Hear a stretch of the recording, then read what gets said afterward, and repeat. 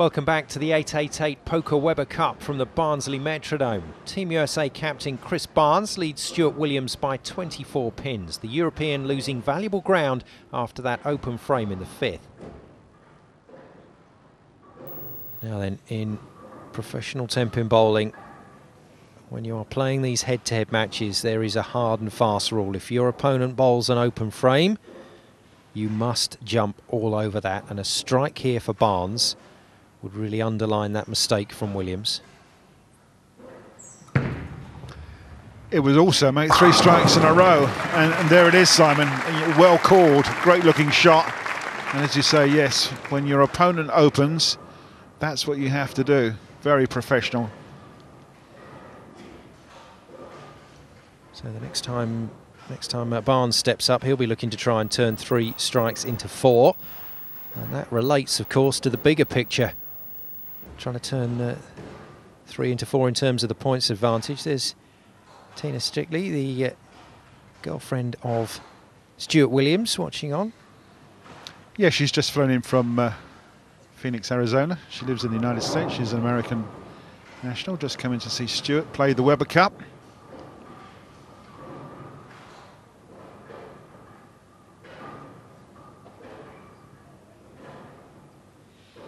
Now Stuart's got to regroup after that unfortunate big open frame where he left the 7-10.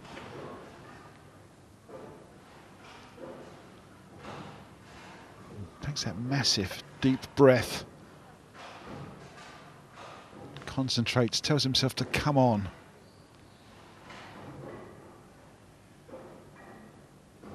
Looking for 10, trying to stay in the game.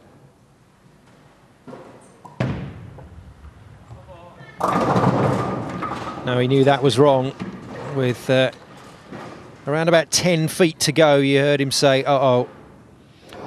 Yeah, no snap in the back end. It was kind of trying to drive, but it was driving straight rather than turning left into the pocket with no angle whatsoever. Just a little bit soft on speed, perhaps. Just makes the hairpin. Unfortunate just to leave a single 2-pin, which he spares, no trouble at all. But it's not spares he needs, because Barnes is on 3 in a row, and that will disappoint Tina.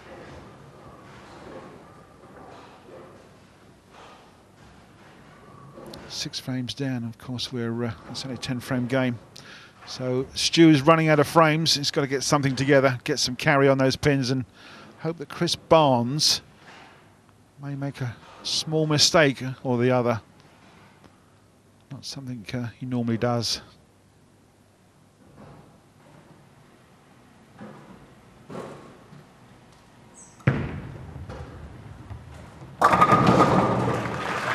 That was a great looking shot. It didn't look particularly good as it got towards the pins, but it had so much power on it, it just blasted that pocket away.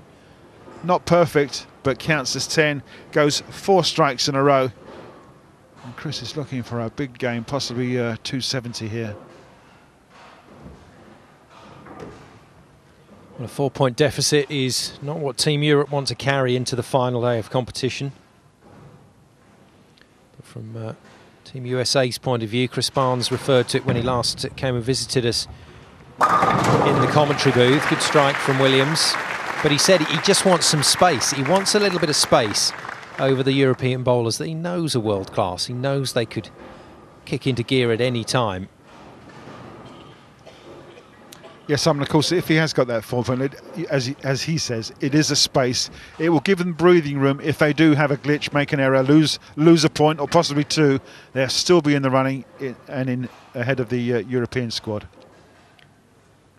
Yeah, Dom Barrett was telling us in the green room he's only ever played in Weber Cups that have been about momentum. You know, one team goes 4 or 5 ahead, the other team comes back and pushes on. He said this is the first one he's been involved in that's been really close, really gritty.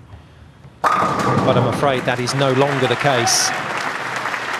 USA pulling out to a 3-point lead, and there's been a definite momentum swing in this third session. Chris Barnes looking as good as we know he is, as he ever is. He's gone 5 strikes in a row. The condition of the lane suits his style. He's playing way left, throwing it right, just acknowledges friends in the crowd there. He is locked, he is loaded, and there's no reason why he's not going to go off the sheet here, and it may well be that Stuart Williams has seen the last of this.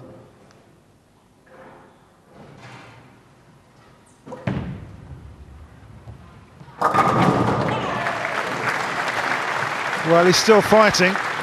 He goes 2 strikes in a row through frames 7 and 8, but the gap is there for everyone to see. It's just a very unfortunate 7-10 that caused that huge gap.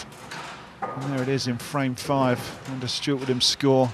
7-10, almost in the pocket, and it just had to be an open frame, I'm afraid. Chris Barnes working a 5-bagger, looking for that 6-pack.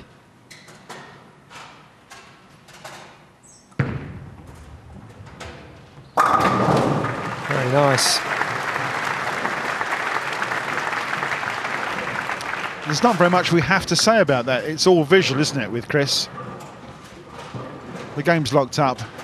He's looking so good.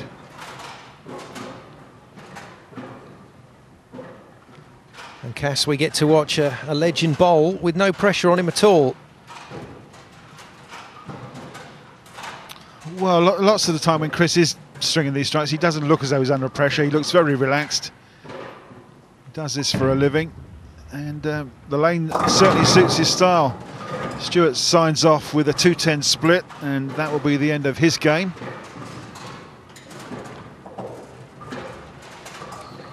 It has been a tricky session for Team Europe, this one.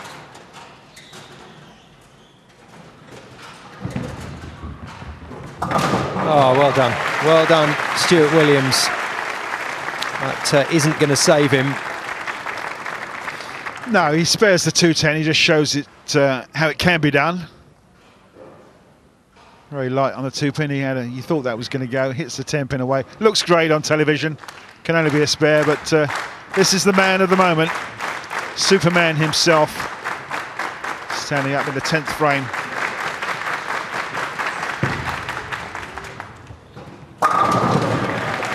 That makes it 7.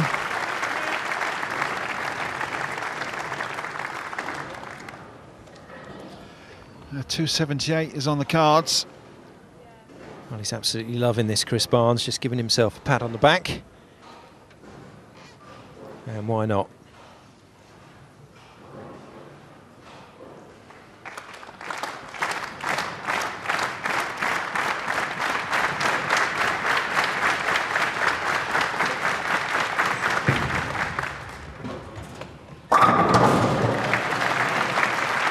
Simon, it's the speed and the repeatability that is just out of this world. He's got this lane off to a tee in the present condition it's in, and the teammates and the crowd all join in. 1 strike needed for a score of 278, and what a fantastic game that will be. The 276 will settle in the end. It's a point for USA. No arguments. Stuart Williams tried to stay with Chris Barnes. Chris Barnes made a couple of very telling adjustments in that game, and once again, the man who studies this sport probably more than any other bowler in the world has found a way to play. Certainly a great session for the American squad. The low gain in the last 5 has been 229 and the high of 276, so they really have taken this lane apart, and unfortunately they've taken the European squad with them. Well, they've got a lot of work ahead of them, of Team Europe, to recover this situation. 17 points, remember, the target for the USA to win Weber Cup 13.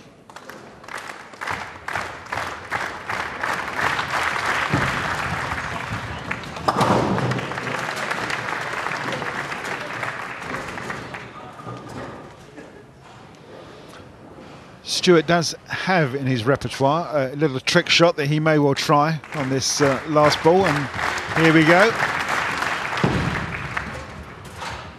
Oh, it's a big hooker. Still can't carry the 10. Game of 210, unfortunately not enough. Big open frame in the middle saw the end of it for him. And this session comes to a close with the USA in the ascendancy. Momentum definitely with the team in red. And with that man, Chris Barnes. Very, very good performance from the US captain. 276, plays 210, and the signal from Chris Barnes. We are 4 points up. Confirmation then of how that leaves the score. It did look pretty good for Team Europe at 1 point, and they'd matched the USA 2 for 2. But then up stepped Mike Fagan, Bill O'Neill, Chris Barnes to finish the job off, and a 4-point lead for Team USA, 11-7 going into the final day. Tony Wrighton is down on the show lane with a real-life bowling superhero. Well done, Chris. A really impressive performance from you there. Well, they did a good job of setting up the lanes too. Mike came right out off the bat. Billy followed it up. We communicated with each other coming in, so I had a pretty good idea what I wanted to do. Yeah, it was interesting.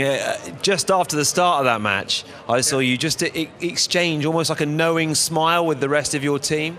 Yeah, we discussed a few things, and I got away with one there early.